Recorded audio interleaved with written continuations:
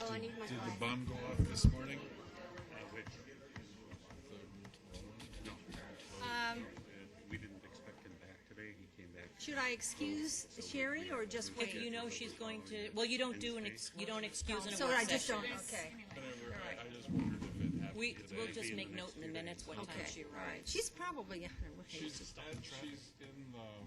was at City Hall Oh, at a meeting with the Planning Commission people in AT&T. oh, all right. And so I think she'll be here shortly. All right. Are we ready? I'd like to call this meeting to order, please.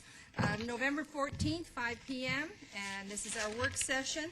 And as I look around the table, everybody is here at this moment, but Councilman Loretano, and I'm sure she's on her way. So let's start out. We've eliminated item B. So for our work session tonight, we're just going to have A, and that's a discussion of the appointment process for citizens serving on boards, committees, and commissions. Lynn Mulhall?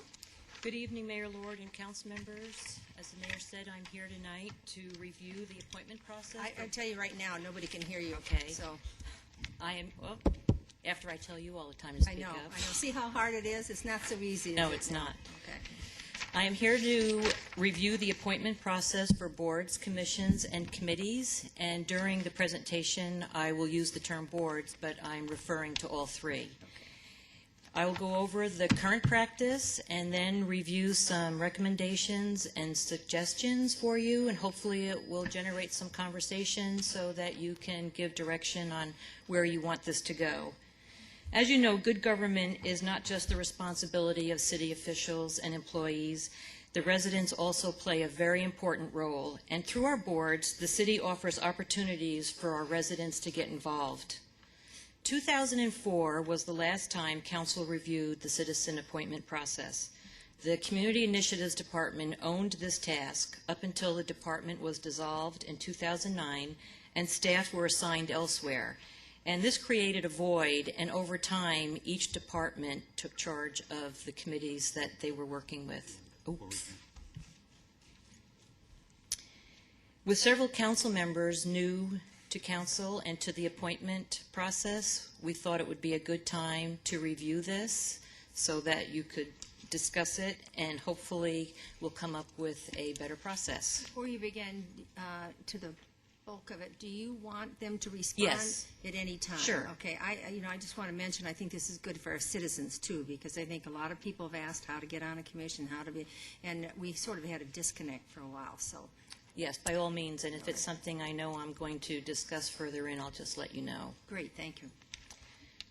In the current process, we don't have districts in the city right now, and we won't have any for quite some time. So it's important to balance our boards with representatives from the different neighborhoods. We're very large. We have different neighborhoods south of the freeway, north of the freeway, and we want good representation. We also want a good mixture of backgrounds and experience on our boards.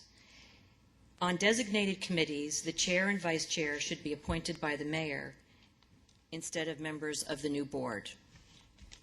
And we should limit appointments to boards to no more than a set number of consecutive terms. And this is the current language, and I will address terms later on in the presentation. Excuse me, Lynn. So what exactly is a designated committee?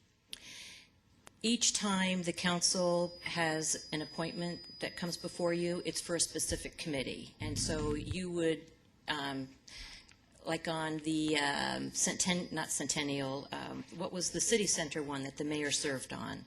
The mayor at that time appointed her to be co-chair of that committee City center. during the appointment process at the council meeting. So it would just be the council, up to the council's discretion on which committees the mayor would designate who would be the chair. So, for example, if a new committee was starting, then you would have the mayor appoint the chair at that time, but not standing committees currently. No. So it would be something. And this is this is the current practice that council adopted back in 2004. So you can change it. This is the time. I was just making, I'd never seen that occur before. quite frankly, and with that exception of Georgia. And Yeah, I didn't that's know the only that. one I could think Okay, of. so I didn't know. All right, thank you. Can I say? You're so special. Lynn, I have a question. Are we going to talk about the geographical balance sometime in your presentation? Sort of. There might be a better opportunity for you to bring that up. Thank you. Just write it down so you don't forget. Oh, I got it circled. All right. Thank you.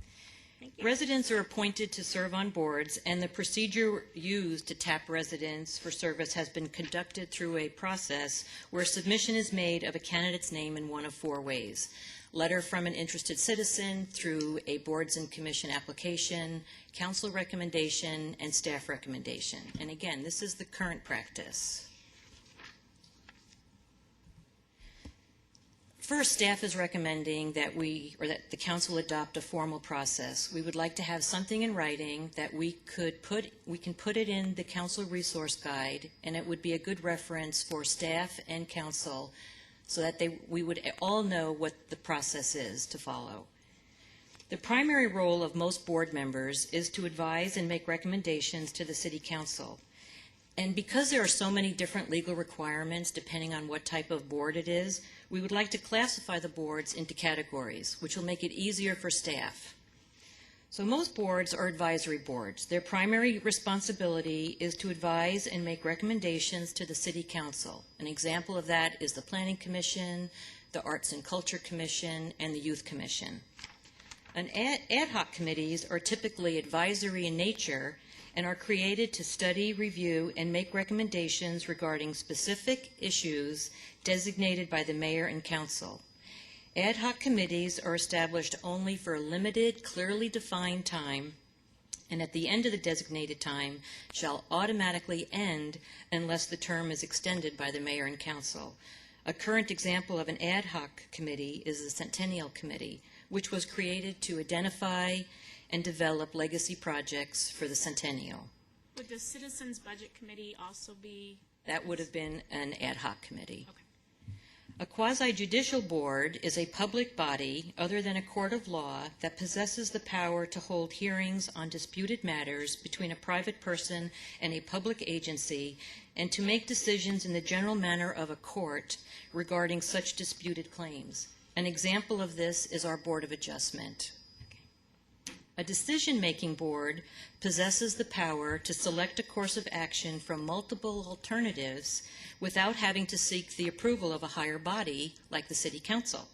In other words, like a quasi-judicial body, a decision-making board makes a choice rather than a recommendation. An example of a decision-making board would be the Public Safety, Personnel, Retirement, Police, and Fire boards. These boards meet to administer the retirement plan for police and fire employees. The IDA and PIC boards also address the needs of the city and are considered separately from the other four categories.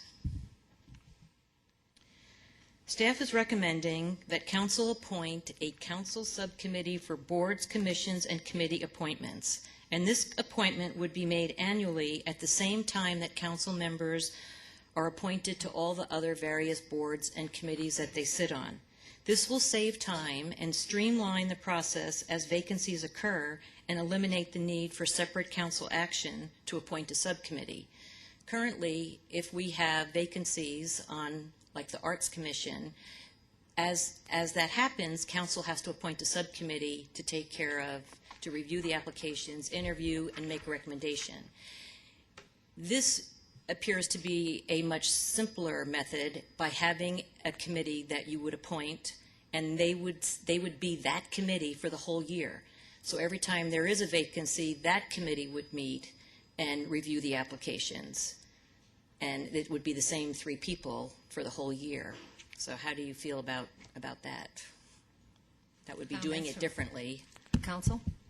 Well, just one comment. How would a council, say for example, they received an email for somebody that's interested on one of the committees. The way this recommendation would be set up is, would there be a point for them to forward that information? Because then you have some open meeting law violations at that point, because you've already got your committee set up at 3, doesn't it? Or no, what I'm asking is, now, or you've been on a committee, you and Councilmember Osborne, and to do interviews for the Right. Planning Commission. But each time we have a vacancy, the council, we haven't had very many.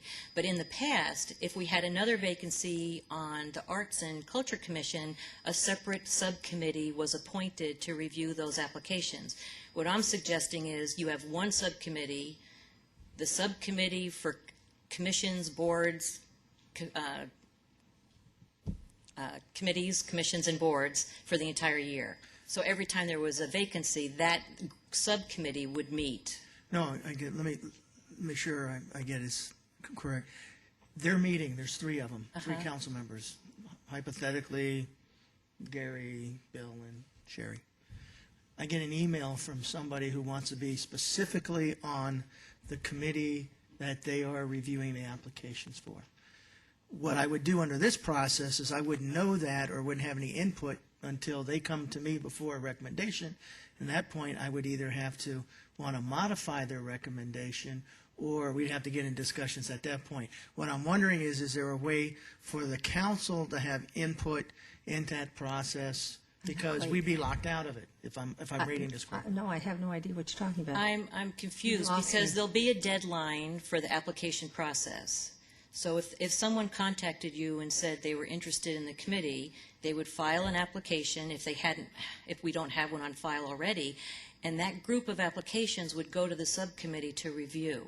No, I guess my point is where it was before is if the council could make a recommendation on an individual council member could make a recommendation.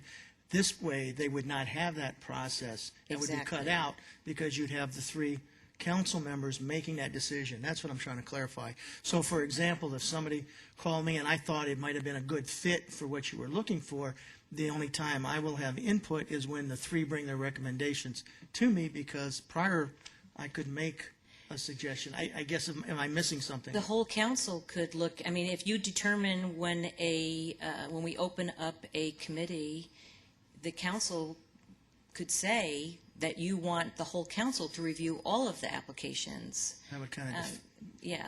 that would kind of defeat the purpose. But what I'm I know what you're missing- saying because I'm that's what missing the is- current process is, Right. but I can't even think of one time when that happened, when one council member said, I want this person on the committee, and that person was automatically on the committee.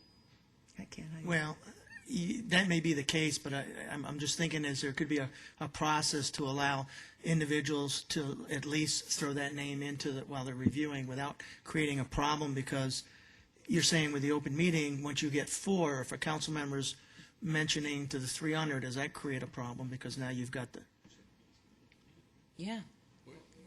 Mayor, Lord, Councilmember Pizillo, back in, I'm on. He's just not close enough, sorry. Your subcommittee's going to be bound by open meetings, so if that's a posted Okay. meeting, you could come down to the subcommittee or file your recommendation with Okay. the subcommittee to be considered during that recommendation Okay. process. Just So simplify I think it. there's a workaround there. okay, Yeah, agenda will be posted, it will be an open meeting to the public. okay. Gary, That you works. were, I think that any council member, as soon as an opening occurs on a commission, I think any council member could make a recommendation, and that recommended person would be put into the hopper that would all be filed with the city clerk, all of the applications.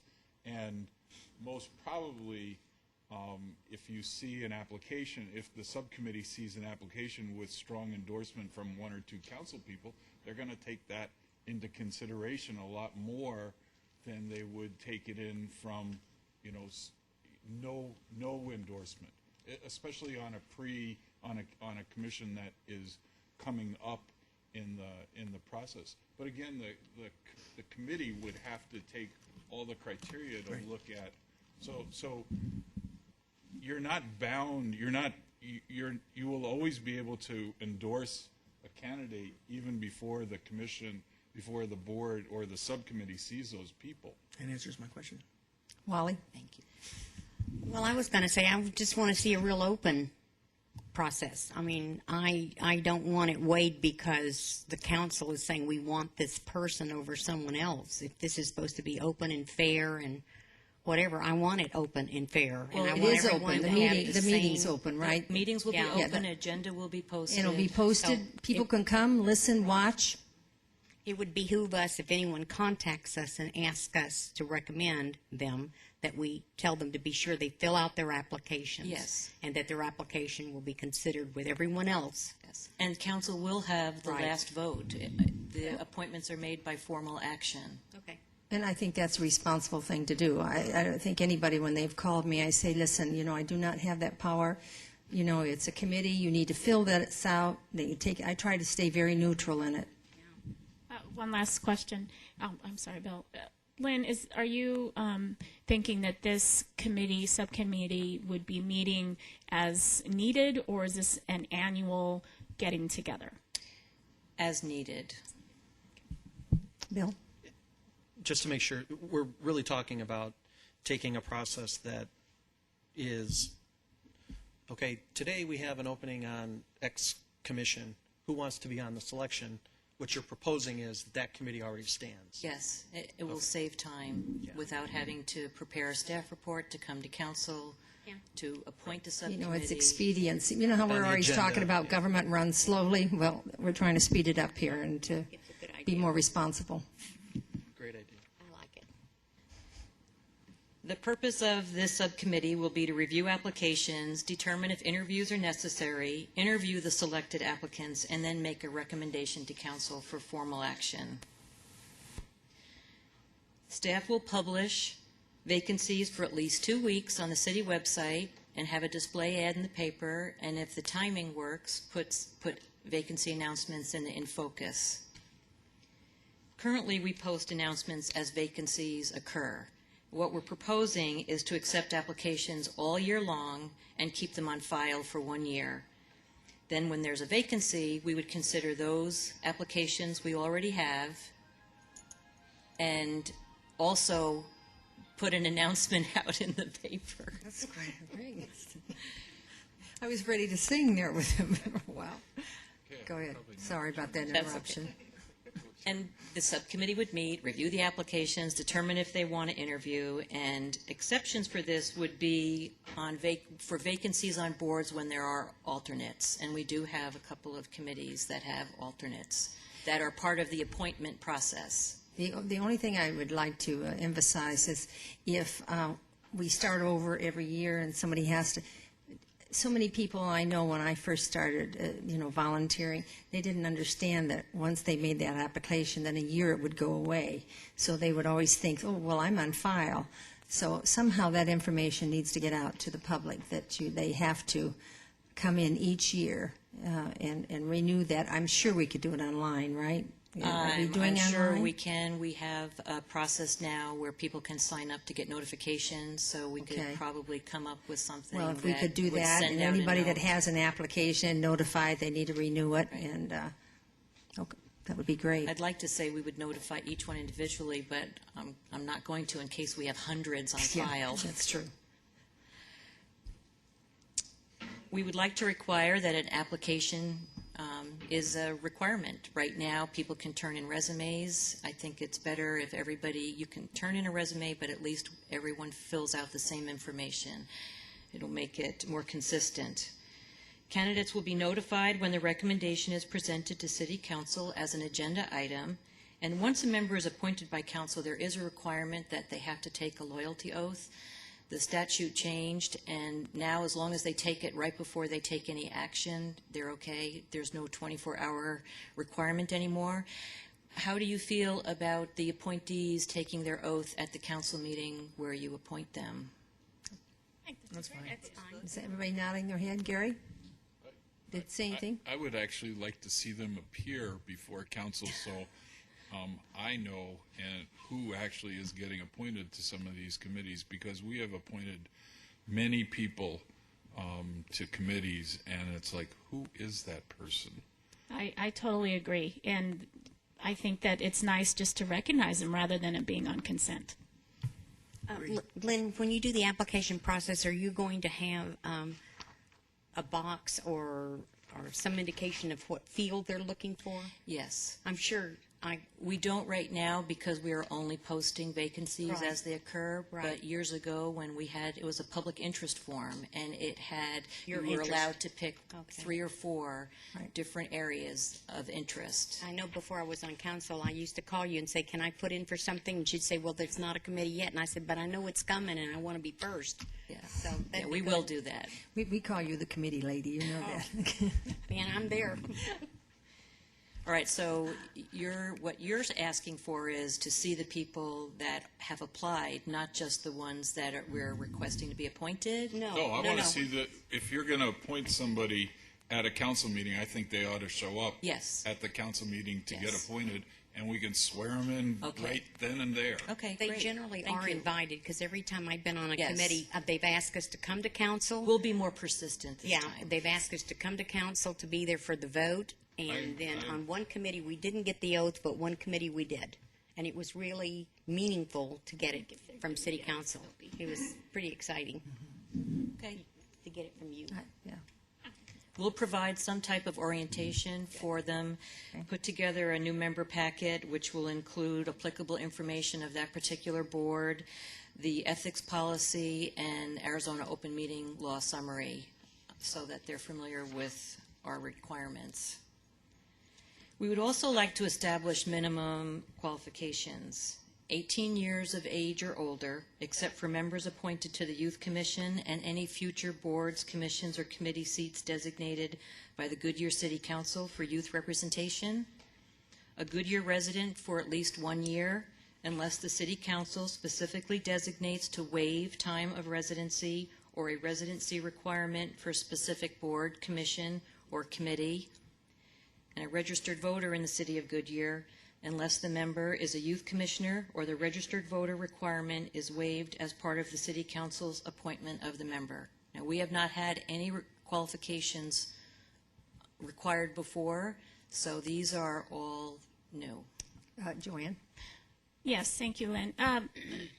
There's a couple of committees that, and I don't know if this is where we want to talk about it or at another time, but there are a couple of committees that I think there should be youth on, and I would hesitate for 18 to be its starting point. I mean, I think it would be wonderful to have an art student that was high school that was on the art committee, or even the park committee. There's a couple there that I think youth have we have a You'd have point that to it. opportunity Yeah, to we So did waive that's that why I said I don't know requirement. if it should be now that we discuss this or later, but I just hate to limit that sometimes.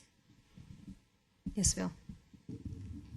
Oh, no. I'll take your time. Go ahead.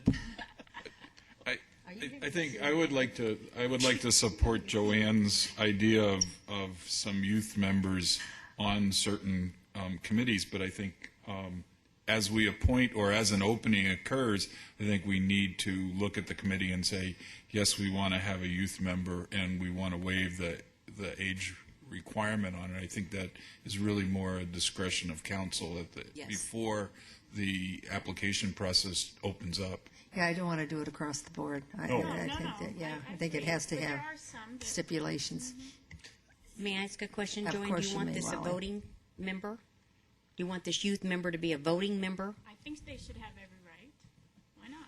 I mean, we could say at least 16 years of age. Yeah, but- because I don't know that a 13, 14, No, that's 15-year-old, fine. I mean, I love them, but I'm not sure that they'll understand the seriousness of what they're going to decide on.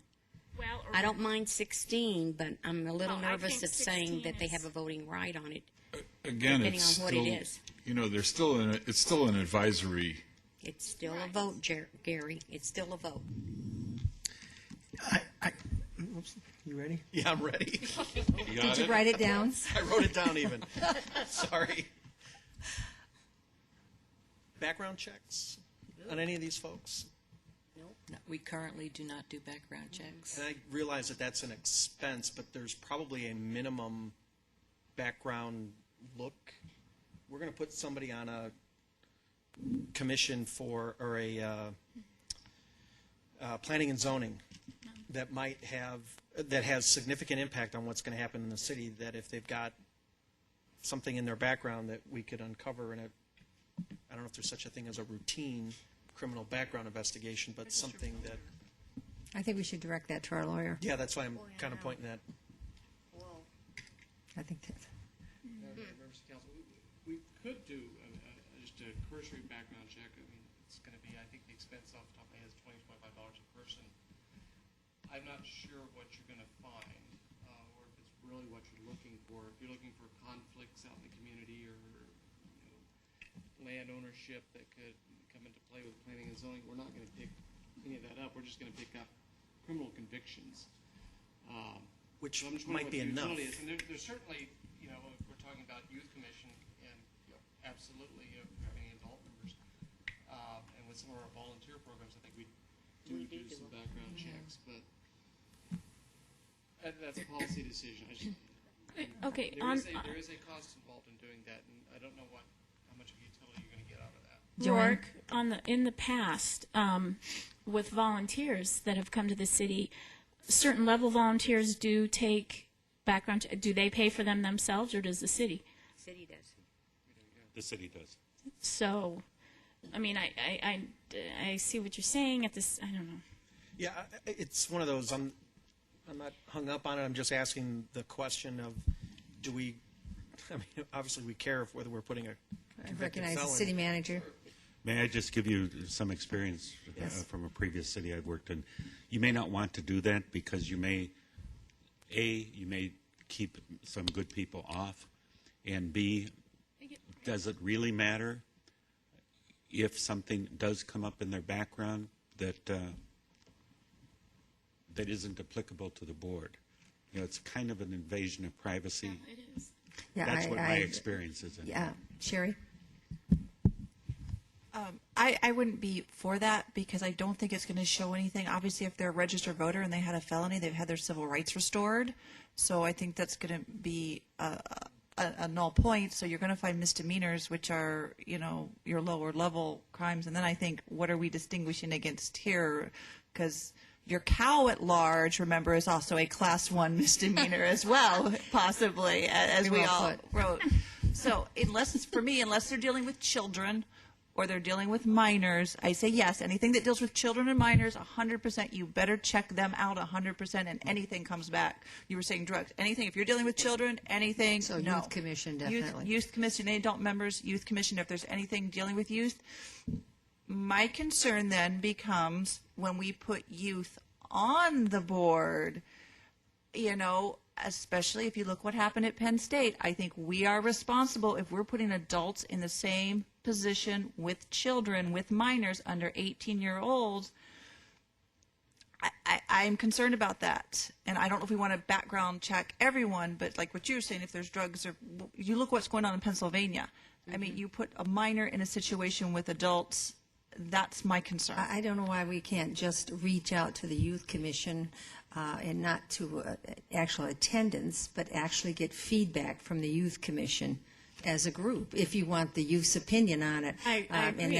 that's a form that's already in there. Doesn't mean they have to come to a meeting. We still have the 3 people. And then we would get feedback from them on their opinion on something, if you felt that was that important.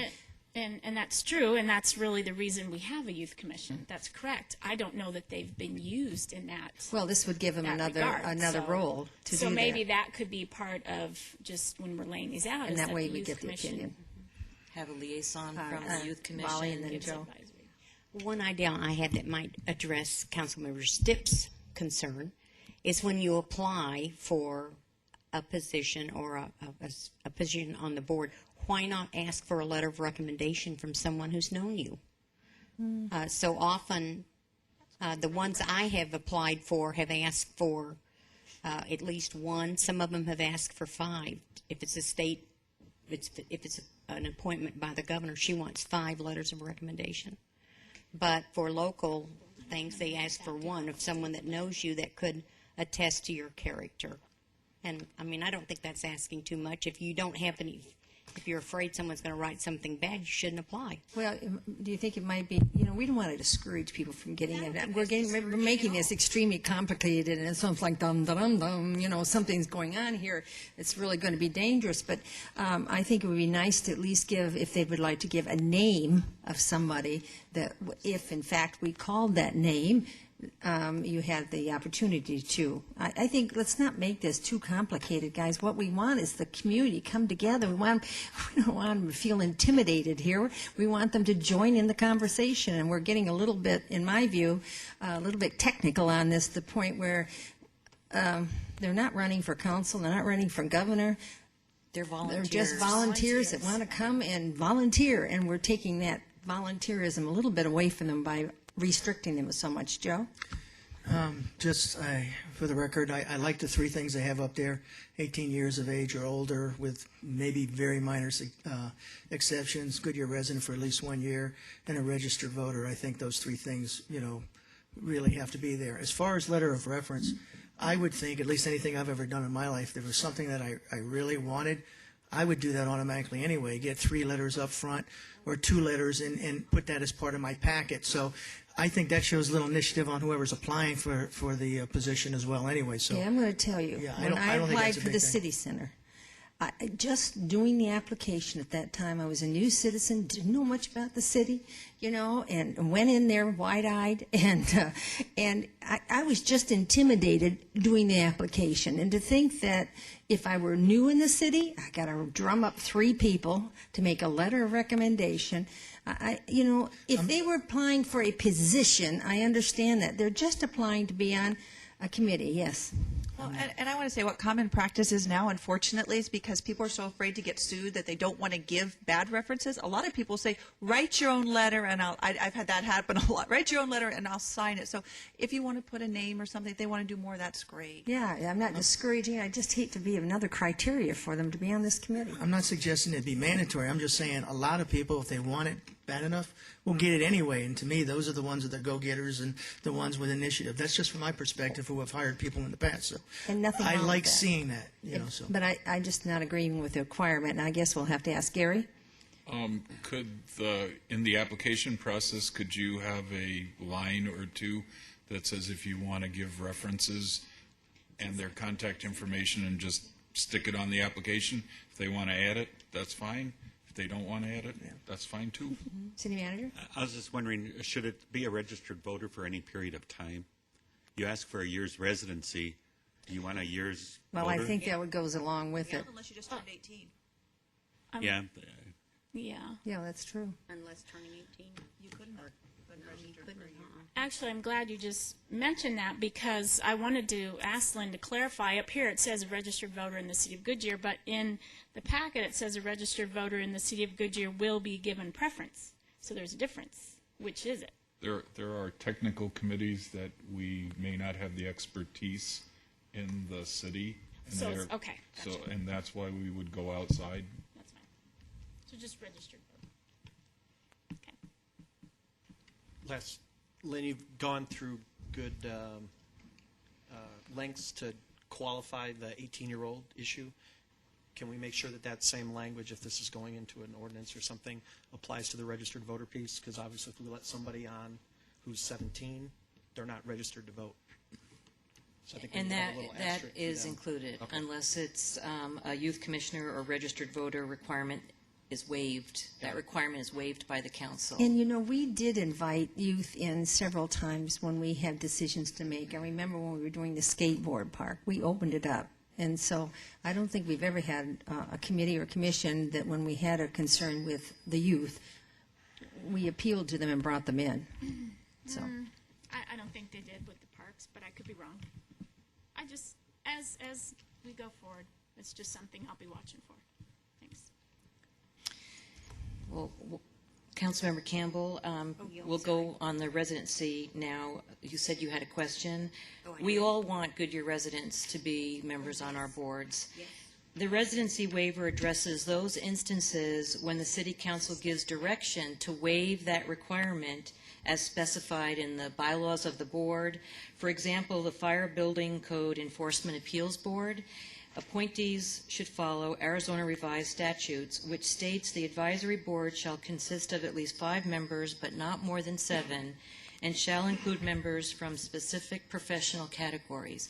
With that particular board, in the past, we've had problems filling them with Goodyear residents, and we've had to seek members from outside of the city. So you're seeking expertise, is Yes, what you're doing. because the law is very specific that they have to have a license in different professional organizations, engineer, architect, contractor, and someone in the plumbing field.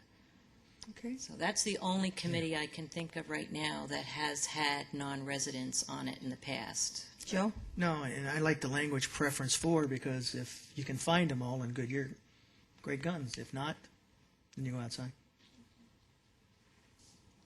Does that answer your question, Councilmember Campbell? Yes, it does. Okay. I asked this question long before this meeting tonight because I had seen an advertisement for this position, and then I found out who was on it, where they were from, and I was somewhat taken back because they were not residents of Goodyear, and I just feel so strongly that we keep saying we want you involved in Goodyear, and we've got to get them on committees, and so that's why our clerk addressed that. Thank you very much. You're welcome. And I'm trying to find people in Goodyear to fill all of those positions, trust me.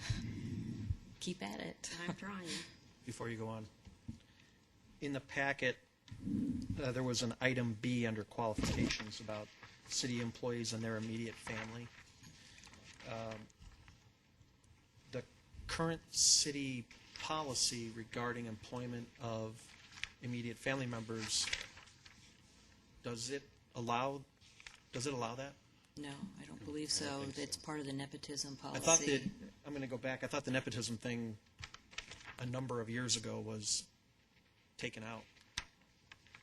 I believe, Mr. Stipp, Madam Mayor, that the employment policy is that I was trying a husband or a spouse, a relative cannot work for somebody that they're supervised by. Right. Or cannot be supervised by That's somebody. what it is. Otherwise, they can work for the city. That's Otherwise, what they it can is. work for the city. That's what it is. Yeah. Right. Right. So if we prohibit immediate family members from serving on committees,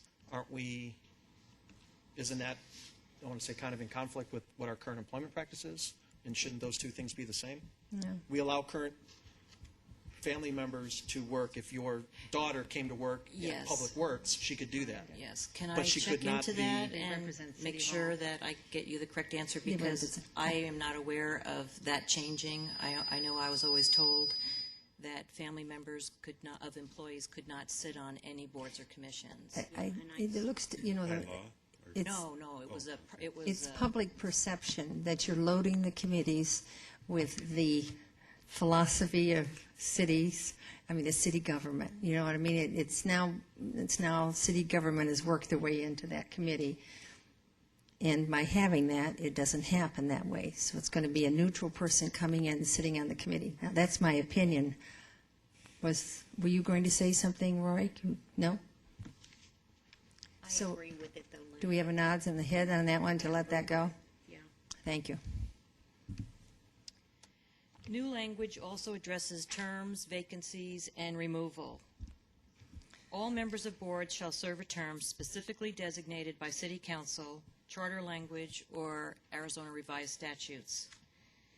We have not imposed term limits in the past, and I'm only bringing this to you so that you can discuss it if you want term limits. Councilmember Gelser pointed out to me today that the Planning Commission does have term limits. It's 3 years. Three terms. 3 terms of Of 3 3-year, years. yeah, yes. And I checked some of the others. The Art Commission right now does not have term limits. So is this something you would like to have? I think term limits gives a number of people the ability to volunteer. If somebody gets on and stays on it forever, then that takes that slot away, and there are people that can do that and do that. So, let's hear from the rest of the council. I shouldn't have spoken first, sorry. No, I agree with you. I think it mixes it up, and if someone maybe takes a break and maybe tries a different committee and then comes back on, I think we want to encourage that, and maybe put a caveat in there, unless there's nobody else applying, because I do know some of these we do have trouble getting enough people, and I'd hate to discourage someone who's a hard worker, because if they're staying that long, they're probably a hard worker, and if people aren't lined up or applying for it and they want to stay, then I'd be okay with it. Yeah. Well, I just think of the library committee. Yeah. Friends of the Right. library. Oh, my gosh. Yes. Yeah, but I would like to put on the table that we not have such long terms. The Planning Commission, or the Planning and Zoning, is one that I'm not real happy with, because it's 9 years that one person is on that committee, and if someone is waiting to get on the committee and they have to wait 9 years till they're considered, but that is, I believe, in our charter. No, that's in the Not our zoning charter. ordinance. Just in the for zoning the ordinance. planning. Yeah, I think 9 years is too long. I have to I disagree thought it with was in that the one. charter. I was just going to ask the feedback from two people here who've Yeah. been on the planning I commission. know you don't, because y'all think that. Is this off record on this one, or should we not be discussing this? It's on the planning commission. we're talking No, it's about part of term it. limits. It's okay? All right. It's term limit. You were talking about term Okay, limits. all right. Yeah. Joanne, go ahead. Well, the reason I would have to disagree with that is because that, in the beginning, the technical aspects of it all and the learning curve that you are on, and you only are meeting usually once a month, you know what? It's 9 years that you finally got it down, you know? And so I would really hate to make that less. I really Well, I'm not would. asking to make it less. I just told you that I'm not happy with it. I mean, I would rather it be 6 years. I think Well, 6 and that's years less, is plenty. but that's what I'm Well, saying is I 3 would years to disagree learn with it and that 3 one. years to do it. But Gary? But I'd like to see the other committees have at least a 2-year term limit, unless it's specifically specified, like the Centennial Committee had a date. And I just think we need term limits, because we need to turn the committees over so that we can have more participation. That's all. Gary? I totally support what Joanne said on the planning commission. It really does take you 2 to 3 years as a planning commissioner before you've seen things and understand the ramifications that you can do. And, as somebody who served on the committee for 8 years, you're right. By about year 8, I was starting to get a little stale, and I was actually looking forward to getting off it at the end of my 9th year. But I think we would do ourselves a disservice with that committee by shortening the term limits, and I really don't want to revisit the ordinance again. But I do agree with Councilwoman Campbell on some of these other committees that we have, where the technical expertise is not nearly as burdensome, and that we would be able to a 2-year, if we limited committees to 2-year terms, so that somebody would serve on a committee for 4 years and then they would have to go off. I think that would, on most committees, I think that would work out reasonably well. Would you rather, at the time that you are appointing the committee, and to establish a term at that time for that particular committee, or just have it across the board, 2 years, I think or it's 2 terms? I think it's important for the application process, for the committee, whoever is selected, to come back and say to the council, you know what, we didn't get enough applications, and we've got a few where we're going to need a waiver to extend it. I don't know if I want to do that right up front, waive it, but based on what they're getting for feedback on the applications, they may want to come back to the council and ask for a waiver, because they're not getting the pool of candidates that they're looking for. Sherry? And might I suggest that could be the first issue for the subcommittee, would be to bring back a recommendation on term limits for the committees. Very good. And just Joanne? the 2 caveats, that one you already mentioned was that if there's no one waiting in the wings, that person isn't termed out yet, but also that let's make sure that even if someone is termed out of P&Z, that they can go on the art commission or whatever, so that we're not just saying you're termed out from anything. I think a lot of people agreed with that. Okay. We have consensus on that? Okay, go ahead. And as we do now, to continue having the staggered terms so that you retain that historical knowledge. No individual should serve as a voting member on more than 2 boards at one time. A vacancy on a board occurs upon the following: death or resignation, a member ceasing to be a Goodyear resident unless the council has waived the residency requirement, 3 consecutive unexcused absences, which is the same as the charter language for council. Quick question on that. Do the commissions or the boards adhere to that rule? They don't tell us. They don't tell you. I always wonder about that. You know, I've unfortunately many different things, and I'm not saying city level, I'm just saying many different committees that I've been on. I see people's names that are supposed to be on these committees that never show, and I think, you know what? They need to get out. And so I wondered how well we were sticking with that Well, rule. this would make it a formal process. Yes, and maybe the committee could emphasize that Yeah. at the beginning. 2 committees that I'm on, one of which I was Please on- speak in the microphone. 2 committees that I'm on, one of which I was on before I even became a council member. We do. After 3, if it's unexcused, they're off. And the other one, we did the same thing. They replaced them, but they had to come back to council and ask to do that. And they made a new appointment. They had to come to council? Yeah, because it's citizens court. Number 6 is also new language. Any board member, including alternates, may be removed from their office with or without cause prior to the expiration of their term upon a majority vote of city council. Number 7, whenever a vacancy occurs due to one of the reasons that I listed, and there is no alternate, the council subcommittee would meet and recommend a candidate to complete the remainder of the term. And an incumbent of a board seeking reappointment shall submit a new application and shall be considered the same as all the other applicants for the vacant position. Right now, we have, in many times, we'll have somebody on the board, an incumbent, that just says, I want to keep serving, and we put them on the list to be appointed by council. And this way, if it was a 3-year term and they were finished, have them fill out another application. Things change over a period of 3 years, and they would be considered with everyone else.